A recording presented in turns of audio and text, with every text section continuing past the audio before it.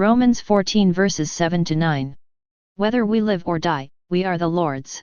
Brothers and sisters, none of us lives for oneself, and no one dies for oneself. For if we live for the Lord. And if we die for the Lord. So then, whether we live or die, we are the Lord's. For this is why Christ died and came to life. That he might be Lord of both the dead and the living. The word of the Lord. The error of judging others. An elderly Chinese woman had 2 large pots, each hung on the ends of a pole, which she carried across her neck. One of the pots had a crack in it. Water pot was perfect and always delivered a full portion of water. At the end of the long walk from the stream to the house, the cracked pot arrived only half full. For a full 2 years this went on daily, with the woman bringing home only 1.5 pots of water.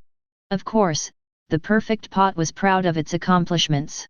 The poor cracked pot was ashamed of its own imperfection, and miserable that it could only do half of what it had been made to do. After 2 years of what it perceived to be bitter failure, it spoke to the woman one day by the stream. I am ashamed of myself, because this crack in my side causes water to leak out all the way back to the house. The old woman smiled. Did you notice that there are flowers on your side of the path, but not on the other pot's side?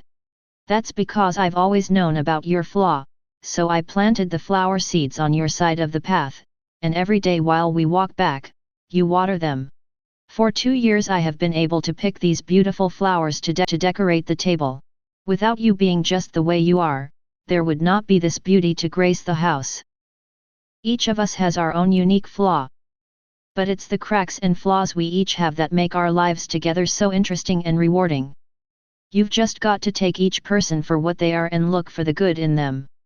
The man in the story, just like God, uses what appears to the world to be our flaws with a greater purpose in mind. The fundamental reality of a Christian's life is that we belong to the Lord, and the Lord alone is the judge who will decide our present value and our eternal reward. Matthew 7 verses 1 and 2, Stop judging, that you may not be judged. For as you judge, so will you be judged, and the measure with which you measure will be measured out to you.